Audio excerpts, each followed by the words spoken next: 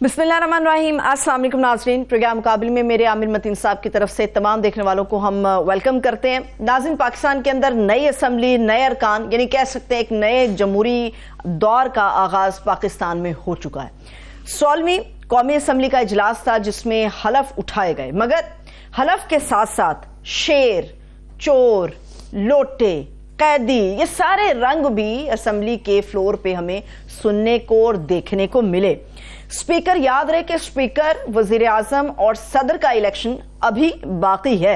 Opposition ने अपनी सिर्फ अभी एक झलक दिखाई है। 5 साल का दौर है, ये कैसे गुजरेगा आमिर साहब के तज़किये में जानेंगे। इसके अलावा बहुत बड़े बड़े आम शख्सियात के हवाले से गुफ्तगू हो रही है, कौन कौन किस किस ओहदे पे होगा। चलिए फर्ज कर लेते हैं इसहाक डार साहब से शुरू करते हैं। इसहाक डार साहब जो हैं वो क्या बनेंगे? क्या चेयरमैन सेनेट बनाए जाएंगे, वजीर खजाना बनाए जाएंगे, या फिर कुछ और भी उनके लिए सोचा जा सकता है? ये भी आमिर साहब से हम जानेंगे। और पाकिस्तान के अंदर इस वक्त हमारा जो सबसे बड़ा मसला है वो महंगाई का है, मगर अगर मईशत की ओवरऑल इकोनॉमी की बात करते तो उसको उसके डगर पे लाना उससे भी ज्यादा जरूरी है।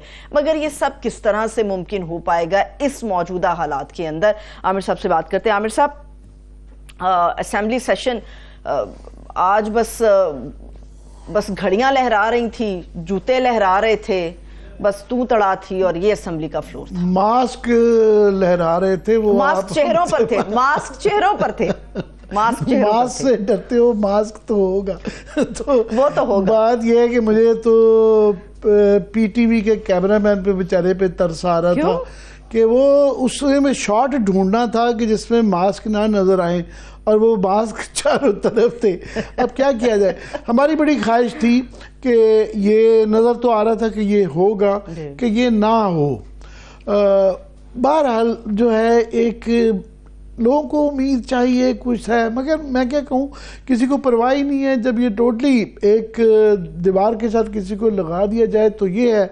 मज़ीद डर ये है कि ये आइंदा जारी रहेगा। आज जो कुछ धड़ा चौकड़ी हुई है पहले ही ये होती रही, मगर पहले जो थे आगे से ज़्यादा सियासी अदम इस्तेहकाम है। तो अब इन हालात में मज़ीद इस तरह का जो है, इसके लिए कोई ये पाकिस्तान के लिए अच्छी खबरें नहीं है, ना हमारी इकानमी के लिए, ना हमारी सियासत के लिए, ना हमारी जमहूरियत के लिए, ना हमारे मुल्क के लिए। और ये मगर वहाँ पे कोई ऐसी सोच भी नहीं नज़र आ रही कि उनको रोका जाए। हमारे जैसे लोग जो कि तनकीद करेंगे यार ये ना करो, वो कहते हैं हम क्या करें। और प्रॉब्लम यहाँ पे ये है कि पीटीआई आगे से इनकरेज्ड हो गई है।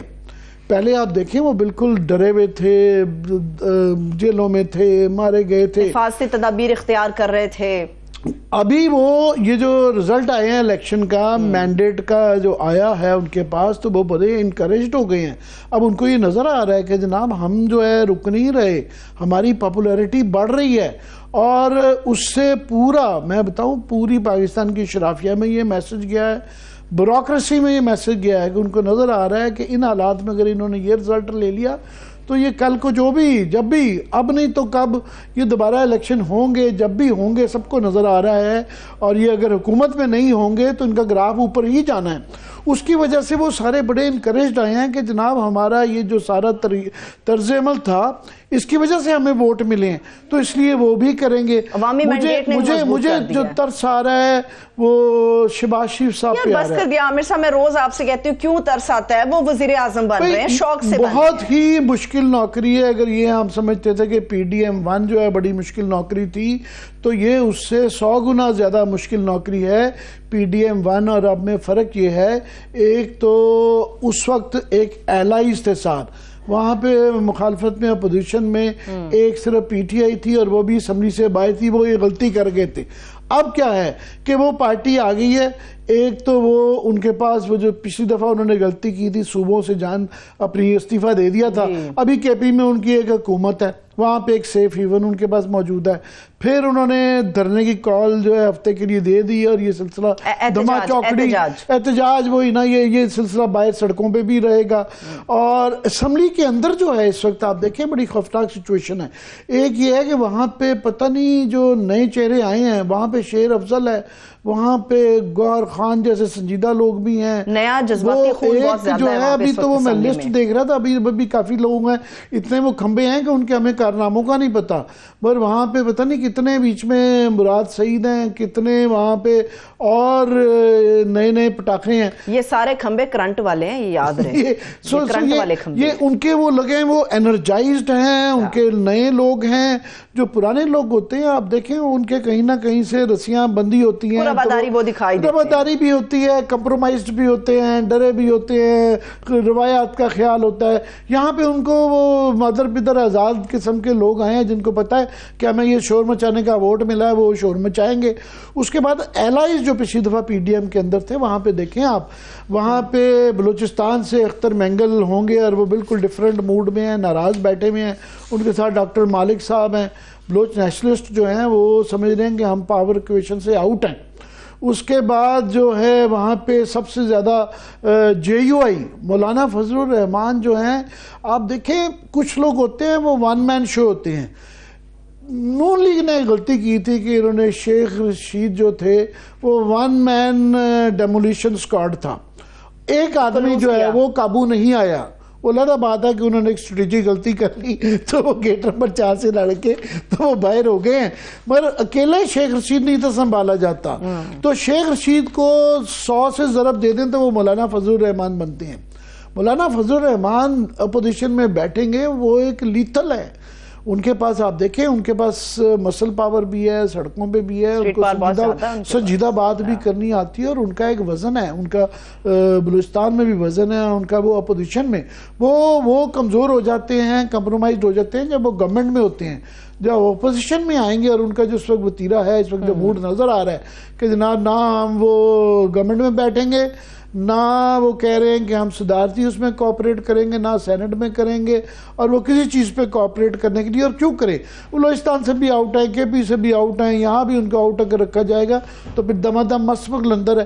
پہلے ہی وہاں پہ ایک مچھلی مارکیٹ بنی ہوئی ہے پی ٹی آئی کی, اور اب اس کے اندر جے یو آئی آ گئی. پھر ایم کیو ایم کے لیے جس طرح ان کو پاور ایکویشن سے وہ باہر آ رہے ہیں, ابھی چہرے ان کے بڑے مایوس نظر آ رہے تھے جب اسمبلی کے اندر وہ لوگ پہنچے ہیں. اسمبلی کے اندر آپ دیکھیں اگر ان کو نہیں جو ہے جس طرح ریسسٹ کیا جا رہا ہے کہ ٹسوری صاحب کو نہیں ان کا بتا دیا تھا کہ گورنر ایک ہوگا جو کہ ان کو نون لیگ کی مرضی کا یا ان کی مرضی کا کم از کم گورنر ہی کو ہوگا شاید گورنر, مگر ان کو یہاں وزارتیں نہیں ملتی سندھ کی گورنمنٹ میں, وہ حصہ نہیں ہے. تو وہ بھی ہر چیز میں جب جہاں جہاں ان کی ضرورت پڑے گی یہ صدارتی الیکشن میں وہ بڑا میٹر کریں گے.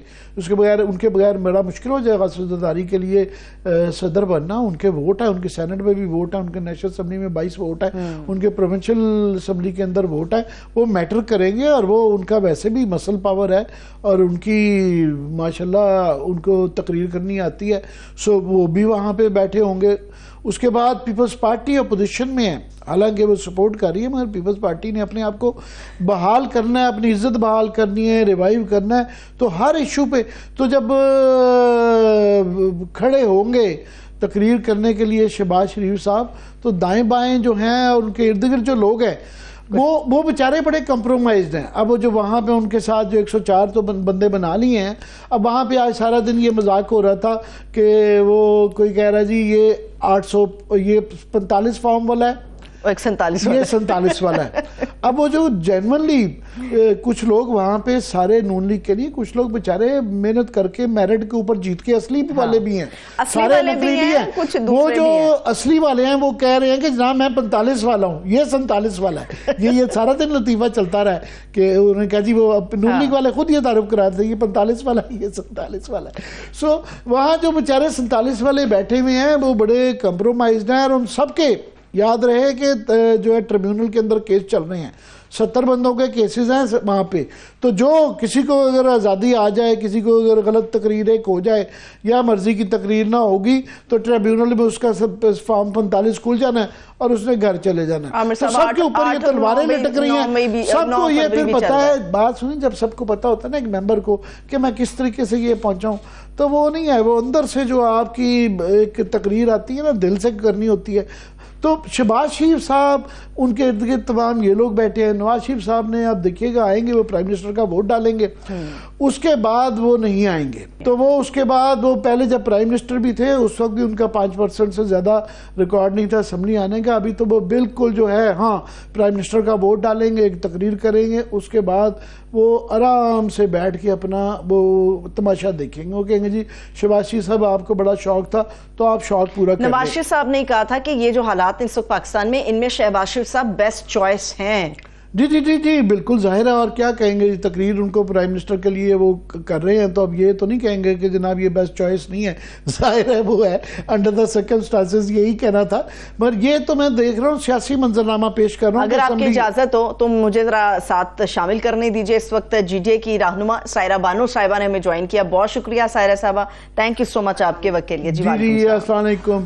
میں آپ سے یہ پوچھنا چاہوں گا کہ آپ کے ون لائنرز بڑے مشہور ہیں. آج یہاں پہ یہ سارا دن تعارف ہوتا رہا ہے اسمبلی کے اندر کہ یہ 45 فارم والے ہیں, یہ 47 والے ہیں. جی یہ 60% والے ہیں, یہ 100% والے ہیں, یہ 200% والے ہیں. آپ کیا 0% ہیں, کون ہیں آپ؟ اپنا تعارف تو کروائیں. اب آپ کا تعارف کیا ہے؟ جی میں تو فارم 45 والی ہوں. وہ جیسے پہلے کبھی پوچھتے ہیں نا شادی بیاہ پر کہ تم لڑکی والوں کی طرف سے ہو یا لڑکے والوں کی طرف سے, تو وہ ایسا ہی ہے 45 والے یا 47 والے. تو یہ خود ہی وہ کہتے ہیں نا کہ اپنے ہم سب کے سامنے ان کی کہانیاں آئیں گی کہ 100% اور 200% دھاندلی والے اسمبلی میں بیٹھے ہوئے. ہم تو جی مظلوم ہیں, ہمیں تو فرمائش پر کراس لگایا گیا ہے کہ یہ لوگ تو چاہیے ہی نہیں ہمیں یہاں پر. تو پیر صاحب کی پریس کانفرنس آپ نے دیکھ لی ہوگی کہ جس وقت جب آپ الیکشن پورا کا پورا بیچ دیں اور پورا سندھ اٹھا کر ٹھیکے پر دے دیں تو پھر کیا ہوگا. ہم نے تو جو 2 سیٹ غلطی سے 2 ایم پیز کے آگے تھے ہم نے وہ بھی واپس کر دی تھی. میرے لیے یہ کیونکہ مجھے یہ شرف حاصل رہا ہے کہ میں مرحوم پیر صاحب جو ہیں جب وہ زندہ تھے تو مجھے ان کے بھی جو ہے ملاقات کا شرف رہتا تھا. اور جب وہ اسلام آباد آتے تھے تو وہ چند لوگوں کو جو بلایا جاتا تھا, میں بھی ان لوگوں میں سے تھا, تو ان سے بڑا سیکھنے کا موقع ملا ہے. مگر یہ میرے لیے یہ پہلی دفعہ ہوا ہے, 35-40 سال ہمیں بھی ہو گئے ہیں اور 74 سال کی جو فالو کریں, کہ پیر صاحب پگاڑا ظاہر ہے یہ حر فورس ہے اور ان کا وہ ایک ہمیشہ ایک حصہ رہے ہیں, وہ ایک مطلب پاکستان کے سٹرکچر کا حصہ ہیں. ان کی طرف سے میں دیکھ رہا تھا ان کی اتنی انقلابی تقریر اور اتنے غصے میں تقریر, اور انہوں نے کہا جی 2 سیٹیں ہیں وہ بھی واپس لے لیں. تو یہ میں تو امیجن نہیں کر سکتا تھا کہ یہ کبھی تقریر جو ہے پیر صاحب پگاڑا بھی کریں گے. کیسے ہوا؟ دیکھیں نا, میں نے پہلے بھی کہا تھا کہ وہ نہیں ہوتا کہ ملک کے وسیع در مفاد کی جو لاش ہے وہ بس اب ہم اپنے کندھوں پر اٹھا کر تھک چکے ہیں. آپ کو پتا ہے کہ الزامات بھی اتنا کہ جہاں ہماری پارٹی کی بات آتی ہے تو میں بھی اسمبلی میں سن چکی ہوں کہ جہاں تھوڑی سی بات ہوتی تھی ارے تم لوگ تو ان کے ہو. کس کے ہیں کھل کر بتا دو. اگر ان کے ہوتے تو 2013 2018 اور 2024 میں یہ سب کچھ نہ ہو رہا ہوتا. آپ کو پتا ہے کہ 2018 میں بھی یہی ہوا. وہ تو 2 ڈاکٹر فہمیدہ یا غوث بخش آئے اور پی ٹی آئی کے ساتھ اتحاد تھا تو ایک ریزرو سیٹ وہ کچھ نمبر گیمز ایسے کر کے میری آئی, ورنہ اس وقت سے یہ اسی طرح تھا. اب بات سیٹس کی تو ہے ہی نہیں, اب بات ہے سندھ کے حقوق کی. چلے وہ حقوق بھی چلے گئے, اب گیم تھوڑی چینج ہے کہ وہ آپ کو پتا ہے کہ اب یہ کوئی ایسی محبت نہیں ہے کہ ان کو پکڑ کے سندھ بھی دے دیا اور بلوچستان بھی دے دیا کہ آئیں آپ یہاں پر حکومت بنائیں.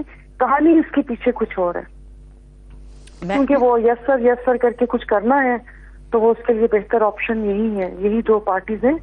تو اچھا سائرہ صاحبہ, بالکل سائرہ صاحبہ, میں آپ کو ایک ٹی وی چینل کے کسی شو میں سن رہی تھی, آپ نے وہاں پہ ایک شعر سنایا تھا, وہ میں شعر عرض کرتی ہوں پھر آپ سے میں اس کی تشریح بھی پوچھوں گی. آپ نے سائرہ صاحبہ کہا او چن ہلے وی پھٹیا نہیں ہجے وی رات کالی ہے, اے ہنوی کیڑا سکھ ہے ہلے وی سن تالی ہے. حالات برے ہیں مانتے ہیں, کیا واقعی اتنے برے ہیں کہ آپ نے 2024 کو 47 کے ساتھ جا کے مکس کر دیا ہے؟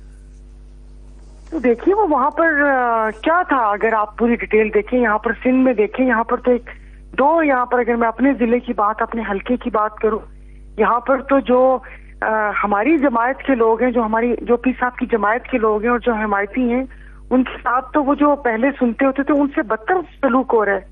نہ جابز ان کو دی جاتی ہیں, نہ کوئی ان علاقوں میں ترقیاتی کام ہے, نہ ان کو ہر چیز میں پیچھے رکھا جاتا ہے. تو پہلے کیا ہوتا تھا مسلمانوں کے ساتھ؟ یہی ہوتا تھا نا. اور جو دن دہاڑے جو بلوائیوں کا سنتے تھے, جو پولیس والوں کا کام آپ دیکھ رہے ہیں کہ عورتوں کے دوپٹے کھینچ کر اور ان کو لاتے مار کر آپ وہ کر رہے ہیں. کسی کے گھر کے جان مال کوئی محفوظ نہیں ہے. دندناتی ہوئی پولیس کسی وقت بھی آ سکتی ہے. آپ کے اپنے صحافی جو بات کرتے ہیں اور ان کے بعد ان کو اٹھا لیا جاتا ہے اور اس کے بعد کسی کو پتہ بھی نہیں ہوتا.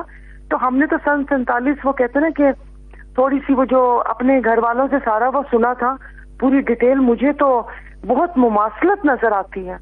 آپ مطلب آپ مجھے اب اس پہ بھلے کوئی میرے پہ کوئی فتویٰ لگا دے, کچھ وہ سوچے, تو مجھے تو بہت مماثلت نظر آتی ہے. ویسے پہلے تو یہی ہوتا تھا. سائرہ بی بی 1947 میں بھی جو فیض صاحب کی جو نظم ہے داغ داغ اجالا کہ وہ سحر جس کا انتظار تھا یہ وہ سحر تو نہیں ہے, تو اس وقت بھی یہ کہا گیا تھا کہ کافی مایوسی تھی.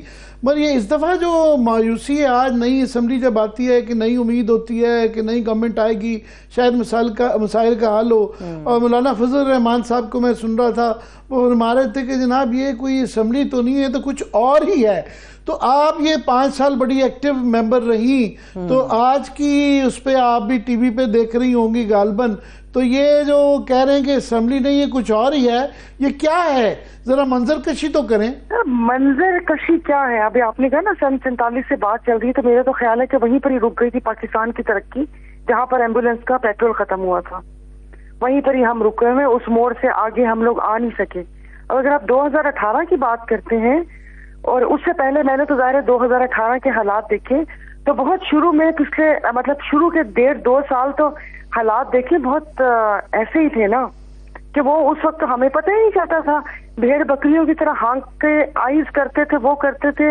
ہفتے والے دن بھی اجلاس آتا تھا, مطلب ہفتے والے دن سیشن ہوتا نہیں تھا, لیکن ہم ایکسٹینشن کے لیے بھاگے آئے کہ بھئی ایکسٹینشن اور ساری چیزیں. تو حالات ویسے ہی اور ایسے ہی رہیں گے جب تک اب سیاستدان ایک اپنے وہ کہتے ہیں ڈیوائڈ اینڈ رول کی جو سیاست ہے اس کو سائیڈ پہ کر کر, اور وہ کہتے ہیں نا کہ مراد پانے کے لیے ایک ڈائریکشن میں جب تک دیکھنا نہیں چھوڑیں گے, حالات ایسے ہی ہوں گے. اس سے زیادہ بدتر آپ دیکھیں گے. اب دیکھیے نا ان کی ریزرو سیٹ کی خواتین کو ایک کٹی پھٹی لٹی پھٹی اسمبلی پہلے بھی تھی اور ابھی بھی تھی, اور جو بڑے بڑے یہاں پر افلاطون بیٹھتے ہیں وہ آرٹیکل 6 لگانے کی بات کرتے ہیں. تو آرٹیکل 6 جو پہلے آئین توڑا, الیکشن کمیشن پہ سب سے پہلے تو لگنا چاہیے, سب سے پہلے تو کسی اور ادارے پر بھی لگنا چاہیے, اپنے سپریم کورٹ, کہ خاموشی سے بیٹھے کیوں ہیں, ملک کو کس لیے خانہ جنگی کی طرف دھکیل رہے ہیں, کس لیے لوگوں کی جو ہمارے دلوں پہ باتیں تھیں دلوں میں وہ پھر ہماری زبانوں پر آئیں گی. تو پھر وہ اب وہ کہتے ہیں نا کہ اب تو خوف کوئی چرا ہی نہیں رہے, اب تو چلتے ہیں تو وہ یہ بھئی ہاں یہ چھاتی ہے حاضر ہے ماریں گولی. لیکن اب بہت ہو گیا. وہ کہتے ہیں کہ اب انسان ایسی زندگی گزار کر ایسا چپ چپیتے مار کے کی کرنا. ایک فرق جو آیا ہے سائرہ بی بی کہ پہلے ہمیشہ ہمارے ہر الیکشن کے اوپر ہی الزامات لگتے تھے, دھاندلی کا ایک شور رہتا تھا, مگر ایک ڈینائل رہتا تھا, ایک فگ لیف ہوتا تھا. ابھی تو اوپنلی یہ جس طرح ایم کیو ایم کی یہ ویڈیو آئی جو انہوں نے اون بھی کر لی, وہ باتیں ہو رہی ہیں, وہ کہہ رہے تم 60% دھاندلی تم جیتے ہو, ہم 100% فلانا جیتا ہے, وہ کہا جی تم 200% جیتے ہو. اور وہ اوپنلی یہ باتیں کر رہے ہیں کہ کون 60% سے جیتا ہے, کون 100% سے جیتا ہے, اور وہ اون بھی کر رہے ہیں کہ بالکل یہ ہماری باتیں ہیں اور یہ ہم کہہ رہے ہیں کہ 200% آپ جتوائے گئے ہیں. تو اس دفعہ تو کوئی ڈینائل ہی نہیں ہے, تو اس پہ کیا بات کی جائے؟ پتہ نہیں. اب تو سب کھلے عام. ایک کمشنر ہے, وہ پہلے بے ضمیر ہوتا ہے, پھر وہ باضمیر ہوتا ہے, پھر ان کا دماغ خراب ہوتا ہے, پھر اس کے بعد اس کی مینٹل ہیلتھ صحیح ہو جاتی ہے, وہ آ کے کرپشن بتاتے ہیں. اس کے بعد ہزاروں ایسے انٹرویوز آتے ہیں ایک دوسرے کی باتیں. مولانا صاحب جس طریقے سے کھل کے بات کر رہے, کسی کو وہی نہیں ہے, سب سکون میں ہے کہ بولتے تو بولتے رہو, اس سے بڑا المیہ کیا ہوگا. ایک دوسرے کے پول کھول رہے. باقی رہی ایم کیو ایم کی بات ہے, وہ بیچاروں کو پورٹ اینڈ شپنگ چاہیے. مجھے نہیں پتا کتنی جھینگے اور مچھلی نکالنی انہوں نے سمندر میں سے. کٹڑا کی ہے بابر غوری صاحب کو پوچھا میں کہ وہ ایک پورٹ اینڈ شپنگ اور گورنرشپ اور 3-4 مضبوط وزارتیں, باقی ان کا عوام سے کیا لینا دینا. لیکن سوچنا چاہیے. آپ سوچیں متین صاحب کہ کون سے معاشرے میں رہ رہے ہیں کہ سامنے سب کچھ پتہ ہے لیکن کوئی کچھ نہیں کرتا.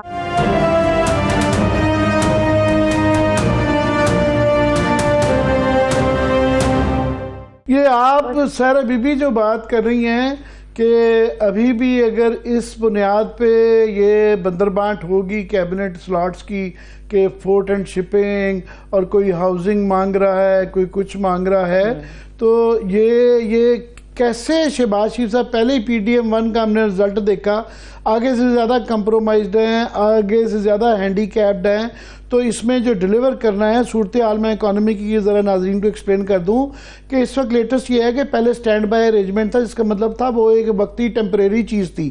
ابھی کچھ عرصے بعد اس گورنمنٹ کو نیگوشیٹ کرنا ہے کہ آپ ہمارے ساتھ پرماننٹ کریں، اور یہ الیکشن کے اندر نعرے مارتے رہیں کہ یہ بھی دے دیں گے وہ بھی دے دیں گے. پنجاب کے اندر وہ پہلے ہی اناؤنسمنٹ تختیاں لگانے کی شروع ہو گئی ہوئی ہیں، حالانکہ جو آئی ایم ایف کا جو پہلے ہی جو آپ کی کنڈیشنلٹیز ہیں وہ جکڑی ہوئی ہیں کہ آپ کوئی چیز سبسڈی نہیں دے سکتے.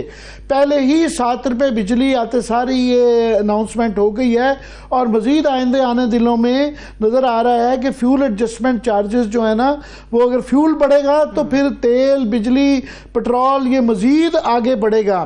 اور ایک اور بری خبر جو آ رہی ہے کہ آئی پی پیز، جس کا یہ بہت کریڈٹ لیتے ہیں کہ جی ہم نے بجلی کمال ختم کر دی، لوڈ شیڈنگ جو کہ بالکل ابھی بھی اس طرح مسئلہ ہے، اس میں جو ہے وہ کہہ رہے ہیں کہ جناب ابھی کیونکہ فیول بڑھ گیا ہے، انفلیشن بڑھ گئی ہے، وہ ری نیگوشیٹ کر رہے ہیں. یہ خبریں آ رہی ہیں کہ ہماری جو ہے ہمیں جو آپ کیپیسٹی چارجز دیتے ہیں، جو پیسے دیتے ہیں وہ مزید دیں، جس کا مطلب ہوگا بجلی اور بڑھے گی، گیس اور بڑھے گی، پٹرول اور بڑھے گا. تو اس میں یہ جو بندربانٹ شہباز شریف صاحب ذرا کیا ڈیلیوری دیں گے؟ کچھ نہیں دیں گے، پتہ نہیں کیا ڈیلیور کریں گے. اور اب وہی بات ہے نا کہ ایک جو بات میں تو ان کے ساتھ ہوں، ایک اصولی وہ ہے کہ آپ کے بھی کاروبار میں کوئی گھپلا کر کے جاتا ہے تو آپ فوراً اشتہار دیں گے کہ اس سے لین دین کا میں ذمہ دار نہیں ہوں. اب جو آئی ایم ایف کو خط لکھا گیا، لیکن اب مجھے خوف آنا شروع ہو گیا کہ اس کو تھوڑا سا دیر ہوا تو انہوں نے ساری ناکامی کا ملبہ بھی اسی خط کے اوپر ڈال دینا ہے. اور آئی پی پیز تو انہی سے نکلوانی چاہیے، انہوں نے کارخانے لگائے تھے. اور اب وہ جو بھگتنا پڑے گا عوام کو، چلے عوام کو تو جو بھگتنا پڑے گا، جو ہمارے صوبے سندھ کو بھگتنا پڑے گا. پہلے ہی پانی، ہم تیل پر بیٹھے ہوئے، پانی نہیں آتا، زمینداری تباہ ہو گئی ہے. اب پتہ چلا ہے کہ یہ جو پانی کا رخ ہے نا یہ چولستان کی طرف موڑا جائے گا. یہ میں آپ کو آپ کے پروگرام میں خبر دے رہی ہوں کہ بہت جلد آپ کو یہ بھی پتہ چلے گا کہ سندھ والے سارے پھر اس کے بعد پیتیں گے کہ یہ جو پانی جو ہم نے گرین انیشیٹو پاکستان کیا ہے کہ جو لوگ یہاں پر یہ آپ جو مرضی سندھ کا کہتے رہیں، پہلے 15 سال سے اسی گورنمنٹ کو الیکٹ کر رہے ہیں، آگے سے زیادہ انہوں نے ووٹ لے لیا ہے پیپلز پارٹی نے. مراد علی شاہ صاحب اب جو ہے تیسری دفعہ جو ہے وہ چیف منسٹر بن گئے ہیں. تو اس میں پھر آپ کچھ اور منظر پیش کر رہی ہے، باقی کچھ اور ہے وہاں پہ. لیکن جہاں تک مجھے یاد پڑ رہا ہے، بلاول بھٹو زرداری صاحب نے جو اپنا یہ 10 نکاتی منشور دیا تھا الیکشن کیمپین کے دوران، اس میں سب سے پہلے انہوں نے یہی کہا تھا کہ جی صاف پانی ہم نے فراہم کرنا ہے سندھ کو. مگر آپ جو سٹوری بتا رہی ہیں وہ تو بڑی شاکنگ ہے. بات سنیں، وہ اس کے بعد کاشف عباسی صاحب کے پروگرام میں انہوں نے کہا تھا کہ خواب بھی نہ دیکھیں. جو بلاول صاحب کی تقریر ہے، انہوں نے شہباز شریف جب آئے تھے تو انہوں نے کہا تھا سندھ کو شہباز اسپیڈ کی ضرورت ہے، اور ان کو بولا کہ میرے گھر میں بھی ٹینکر آتے ہیں، میں ان کے گھر کے آس پاس ہی رہتی ہوں، اور میں بارہا بتا چکی ہوں کہ میرے گھر کے باہر ہماری پانی کا میٹر لگا ہوا ہے. ہماری بلڈنگ ہے اس میں پانی کا میٹر ہے، اور میں گرمی میں 30 سے 35 ہزار روپے بجلی پانی کا بل دیتی ہوں. اگر آپ کہیں گے تو میں آپ کو نمبر پہ واٹس ایپ سینڈ کر دوں گی کہ وہ جو پانی کا بل ہے وہ میرا 35 ہزار روپے آتا ہے. تو کراچی میں کہاں کہ 4 منصوبہ پہلے بھی شروع کیا، اور یہ ٹینکر مافیا، آپ سوچیں ٹینکرز کے اوپر تو لوگ تو جب پہلے بھی ہوا تھا، جب ان کا بھاؤ تاؤ ہوتا تو ایک مہینے کے لیے وہ ہائیڈرنٹ تحفہ دیتے ہیں. وہ اربوں روپے کی کمائی ہے، اور یہ اکیلے نہیں کرتے.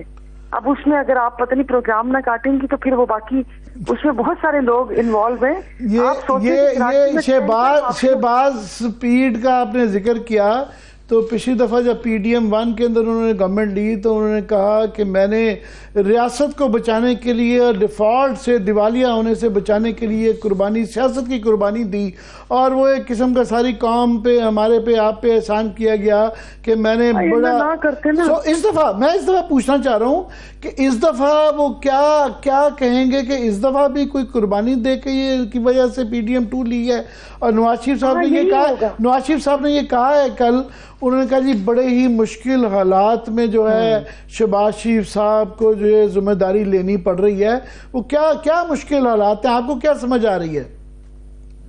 مشکل حالات یہی ہے کہ عوام کی طرف سے ہاں نہیں ہے جو سوچا تھا. اگر اخباروں میں 20 دن پہلے سے وزیر اعظم کا نعرہ لگ گیا تھا لیکن ہم لوگ ضد پہ اڑے ہوئے تھے کہ ہم نے اگر وعدہ کر لیا تو میں تو اس کو نبھاؤں گا. صحیح ہے جو بھی ہوگا میں نبھاؤں گا اور جب نبھاؤں گا تو بس پھر ان کو یہی ہے کہ جب عوام کی بھی رائے نہیں ہوگی پیپلز پارٹی نے بھی اپنا پلہ نہیں چھڑوا لیا یعنی کہ وہ کہتے ہیں نا کہ میرے دل میں تمہاری محبت رہے گی لیکن میں شادی نہیں کر سکتا. کیا بات ہے. تو چلیے مجھے بریک کی طرف جانا ہے. دل میں محبت رہے گی مگر میں شادی نہیں کر سکتا. بہت شکریہ. سائرہ بانو صاحبہ ہمارے ساتھ موجود تھی. چیئرمین سینٹ کا بھی تو معاملہ سامنے ہے, وہاں پہ کون فکس ہوگا, فٹ ہوگا یا فکس ہوگا؟ وہاں پہ اتنا آسان نہیں ہوگا. یہ جو وہاں پہ لوگ اپنے چیئرمین بٹھا کے بیٹھے ہوئے ہیں وہاں پہ بات سنیں, بڑی وہ کلوز وہاں پہ لڑائی ہوگی. وہاں پہ تقریباً ان کے 17 کے قریب بچتے ہیں. PTI کی سب سے زیادہ ان کے ریٹائرمنٹ جو ہے سب سے کم ان کے ہوں گے. 17 ان کے بچتے ہیں.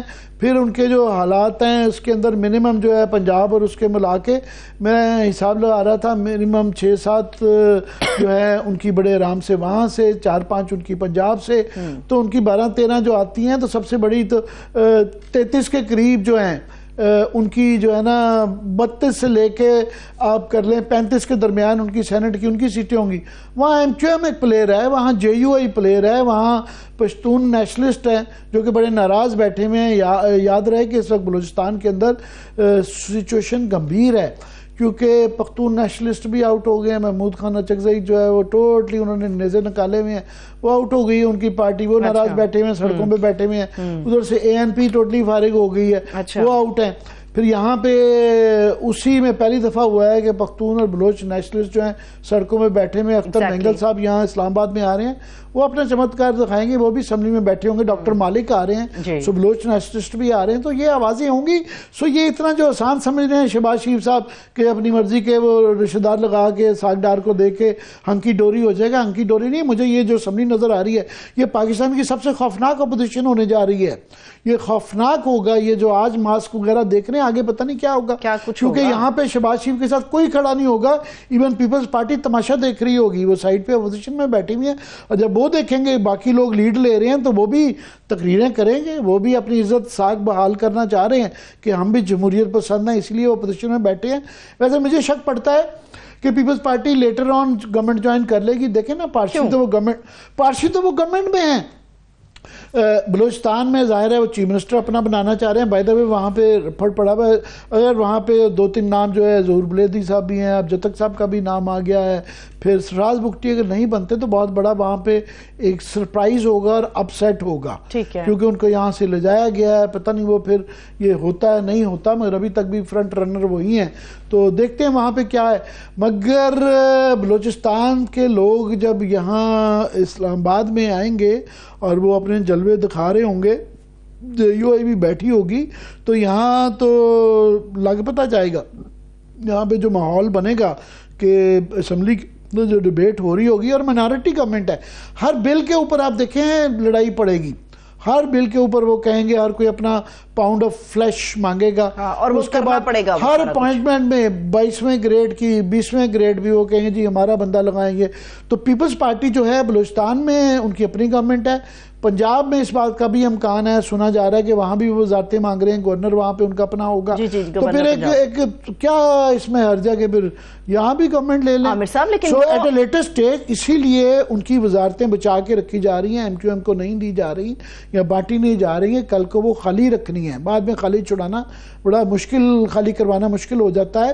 سو Peoples Party might join the government at a later stage, مگر رائٹ ناؤ وہ اپوزیشن میں بیٹھے ہوں گے. حکومتی مزہ تو پورا لے رہے ہیں. میں کہہ رہا ہوں جو ہے یہ اسمبلی میں بڑے عرصے سے 20-25 سال میں نے کالم لکھا ہے, تو اس کے بعد درمیان میں یہ پچھلی اتنی بورنگ پارلیمنٹ ہو گئی بھی تھی, تو اب میرا خیال ہے وہ رونق لگے گی, وہاں پہ جانے والا ماحول بن گیا. آپ اور میں وہاں جایا کریں گے, دیکھ کے آیا کریں گے کہ وہاں پر رونق کیسی ہے. اب آج تو صرف ماسک آئے تھے, لیٹس سی کہ کل کیا آتا ہے. کل اسپیکر کا بھی انتخاب ہونے جا رہا ہے. عامر صاحب آپ کی اجازت سے بھی ایک بریک لے لیتے ہیں, ہم ایک بریک لیتے ہیں. جب بریک سے واپس آئیں گے گفتگو یہیں سے آگے بڑھے گی. گوادر کی صورتحال پہ ہم نے بات کرنی ہے, JUIFA کے حوالے سے ہم گفتگو کرنی ہے, اور بھی کچھ دیگر اہم معاملات ہیں جن پہ بات کریں گے. ہمارے ساتھ رہیے.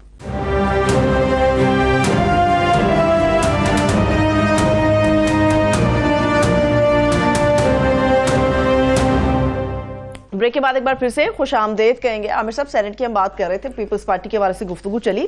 یوسف رضا گیلانی صاحب, ان کا معاملہ آپ کس طرح سے دیکھ رہے ہیں؟ گیلانی صاحب جی, آج یوسف رضا گیلانی صاحب کی طرف سے یہ خبر آئی ہے کہ پہلے یہ نام چل رہا تھا کہ وہ پیپلز پارٹی والے کہہ رہے تھے کہ ہمارے سینٹ چیئرمین کے کینڈیڈیٹ ہیں, بلاول صاحب بار بار یہ کہتے رہے. تو آج یہ خبر آئی ہے کہ انہوں نے اپنی سینٹ کی نشست چھوڑ کے تو نیشنل اسمبلی کی سیٹ جو ہے نا وہ ریٹین کر رہے ہیں. اب ان کی جو اس کے اندر جو سوال آتا ہے, ان کے یاد رہے کہ 3 سال ابھی باقی تھے, 6 سال کے لیے سینیٹر بنتا ہے, ان کے 3 سال پورے ہوئے تھے, 3 سال رہتے ہیں. اب اس کی جو مجھے منطق سمجھ آ رہی ہے وہ یہ ہے, ایک تو یہ ہے کہ انہوں نے یہ نیشنل اسمبلی کی سیٹ اگر وہ چھوڑتے تو آگے ہی بڑے الزامات ہیں کہ ان کے 16,000 سے ان کے وہ تھے ریجیکٹڈ ووٹ تھے, اور 7,000 کی لیڈ سے وہ ہار رہی ہیں, اور ان کے فارم 45 کے اوپر جو ریجیکٹڈ ہیں نا وہ 4,000 لکھے ہوئے ہیں, اور وہ 47 میں وہ 16,000 ہو گئے ہیں. تو وہ کہہ رہی ہیں کہ جناب 45 پہ ان حالات میں وہاں سے یہ سیٹیں ملتان کی جو ہے نا یہ جیتی گئی ہیں. تو یہ وہ والی سیٹ نہیں تھی غالباً, پر وہاں سے بائی الیکشن کے اندر جیتنا شاید بڑا پیپلز پارٹی کے لیے مشکل ہو جاتا, تو وہ فی الحال وہ ریٹین کر رہے ہیں. اب یہ ہے کہ دیکھنا ہوگا کہ وہ کیا سینٹ کے لیے, سینٹ کی ان کی سیٹ یاد رہے اسلام آباد سے ہے, اور 3 سال کی انہوں نے اپنی سینٹ کی سیٹ چھوڑی ہے. تو پھر میں یہ سوچ رہا ہوں کہ وہ خز کر رہی ہیں, یا وہ شاید خود نہ صحیح تو پیپلز پارٹی, کیونکہ نیشنل یہاں کی جو 2 سیٹیں ہیں اس کو نیشنل اسمبلی نے الیکٹ کرنا ہوگا. تو نیشنل اسمبلی میں کیونکہ انہوں نے انگوٹھا رکھا ہوا ہے نون لیگ کے اوپر, تو یہاں سے 2 سیٹوں میں سے 1 سیٹ وہ غالباً لیں گے. تو 3 سال کی یہ سیٹ جو ہے وہ 6 سال کے لیے لے لیں گے, ورنہ ان کی پیپلز پارٹی کے جو ہے نا وہاں غالباً 10 MPs ہیں, 46 MPs چاہیے ہوتے ہیں پنجاب میں سینیٹر بننے کے لیے. تو وہاں ان کی پنجاب سے کوئی سچویشن نہیں بن رہی. تو دیکھیں گے کہ یہاں سے میرا خیال ہے یوسف رضا گیلانی کی بجائے وہ کسی اور کو سینیٹر لانا چاہیں گے اسلام آباد سے. تو یہی مجھے منطق سمجھ آ رہی ہے, ورنہ میرا خیال تھا کہ وہ سینٹ کی ریٹین کریں گے, جو 3 سال کے لیے ابھی وہ ایک وہ امپورٹنٹ سیٹ ہوتی ہے, اور وہ پتہ نہیں یہ بھی اگر دوسری بھی لے سکتے تھے سینٹ کی اسلام آباد سے. سو پتہ نہیں کوئی انہوں نے اپنی سائنس لڑائی ہے, جس کا شاید بلاول صاحب بھی شام تک یہ کہہ رہے تھے کہ وہی ہمارے کینڈیڈیٹ ہیں, امیدوار ہیں, صاحب نہیں ہو سکتے ہیں. تو وہ وہاں پہ سینٹ کے, تو ابھی دیکھتے ہیں وہ سینٹ کے لیے بھی ان کی پروپوزل آتا ہے. ٹھیک ہے, ابھی میرے پاس آخری 3 منٹ ہے, 2 سوالات ہیں. سب سے پہلے ایک تو گوادر کے حوالے سے بھی مجھے بات کرنی ہے, گوادر پہ پہلے کر لیتے ہیں جو ہے نا, کیونکہ یہ ایمرجنسی وہاں پہ ڈکلیئر ہو گئی ہے. اتنی زیادہ وہاں پہ طغیانی ہے, اتنے بری صورتحال ہے کہ یہ تاریخ کا کہتے ہیں کہ سب سے زیادہ بارش ہے. یہ 200 ملی میٹر بارش کا ریکارڈ ہے, جو کہ 36 سالہ ریکارڈ ٹوٹا ہے.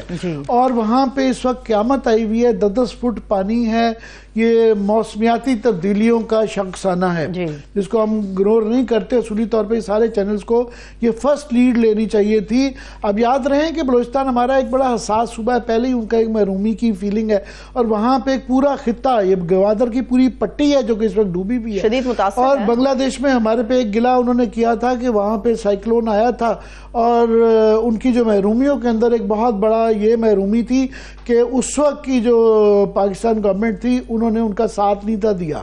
تو یہاں ہمارا میڈیا ٹوٹلی ہم اس میں جو ہم بھی ہمارے سمیت ہمیں بھی یہ لیڈ لینی چاہیے تھی. اگنور کر رہے ہیں, اگنور کیے جا رہی ہے کہ وہاں پہ ایک ہنگامی صورتحال ہے اور تمام دارے بند ہیں اور ہینڈی کیپڈ ہیں کیونکہ 10 فٹ پانی ہے, چلا ہی نہیں جا رہا, اور وہاں پہ گھروں کے اندر پانی ہے, دکانوں میں ہے, ندی نالوں کا منظر پیش کیا جائے, یہ دکھایا جا رہا ہے. نظام زندگی وہاں پہ بالکل مفلوج ہو گیا ہے اور 10,000 افراد جو ہے نا وہ اس وقت افیکٹ ہو چکے ہیں بلوچستان کی پاپولیشن دیکھتے ہوئے. اور وہاں بھی وہ ہے, یہ پورا پٹی ہے, ساحلی پٹی ہے جہاں پہ یہ ہوا ہے اور ایک ایمرجنسی ہے. تو اصولی طور پہ تھے یہ, اس کے اندر تمام ان کو ایمرجنسی لوکل نہیں ہونی چاہیے تھی. یہاں پہ میں امید کر رہا تھا کہ وہ جو ہمارے کلائمیٹولوجی کے جو اتنے ڈپارٹمنٹس بنائے ہوئے ہیں کوئی ڈیزاسٹر والے, وہ ٹی وی پہ آئیں گے, بتائیں گے it is a big disaster. اور یہ یہاں پہ میں نے کہا ان کے پہلے ہی گلے شکوے رہتے ہیں کہ ہماری محرومیاں رہتی ہیں اور وہ ایک سینسٹیو حساس ایریا ہے, تو یہ ذرا وہاں پہ بہت زیادہ اتنا پکچر لوگوں کو کلیئر نہیں ہے جتنے حالات, ورنہ تو ہوتا نا لوگ کہتے ہیں جی وہ ایک دور بلوچستان کی سالی پٹی کے اوپر جی وہاں پہ سیلاب آ گیا ہے, کیونکہ ہم ڈائریکٹلی افیکٹ نہیں ہوتے, کراچی, لاہور, اسلام آباد افیکٹ نہیں ہو رہا, تو اس لیے اگنور کیا جاتا ہے. مگر بتایا جا رہا ہے جو سکیل ہے ڈیزاسٹر کا وہ بہت زیادہ ہے, تقریباً جس طرح پچھلے سال کے سیلاب آئے تھے اس کے برابر کا اس کا سکیل ہے. اور یہ ابھی کیجولٹی فگرز نہیں آ رہے کہ کتنی اموات ہوئی ہیں, کتنے انجرڈ ہیں, مگر 10,000 اگر لوگ افیکٹڈ ہیں تو یہ بعد میں آئے گا. تو پلیز ہم امید کرتے ہیں کہ اس کے اوپر ذرا یہ سیاستدان اور یہ اپنی اسمبلیاں بناتے رہیں, اس پہ بھی ذرا توجہ دیں. چلیے میرے پاس مختصر 40 سیکنڈ ہوں گے عامر صاحب, اسی میں گفتگو گوادر کے حوالے سے ایک سوال آپ کے لیے چھوڑ دیتی ہوں. مجھے کہیں پہ یہ نہ سننے میں آیا, نہ دیکھنے میں, نہ پڑھنے میں, کسی نے اس کے بارے میں نہیں بتایا کہ اگر یہ حالات تھے, ایکسپیکٹڈ نہیں تھا کہ آج دوبارہ سے بارش اس حد تک شدید ہوگی, تو یہ وہاں سے پہلے سے الارمنگ سچویشن کیوں نہیں ڈیولپ کی گئی, وہاں پہلے کیوں نہیں بتایا گیا کہ یہ سب ہو سکتا ہے, ہونے کے قریب ہے. جو انفراسٹرکچر تھا وہ سارا کولیپس کر گیا. یہ ظاہر ہے سائیکلونک, یہ پورا کراچی تک اس کا افیکٹ آ رہا ہے, موسمیاتی تبدیلیاں ہیں, مگر وہ بات یہ ہے کہ کراچی کے اندر تو سارا آتا ہے, وہاں پہ جو انفراسٹرکچر بنایا گیا تھا وہ سارا کا سارا کولیپس کر گیا ہے.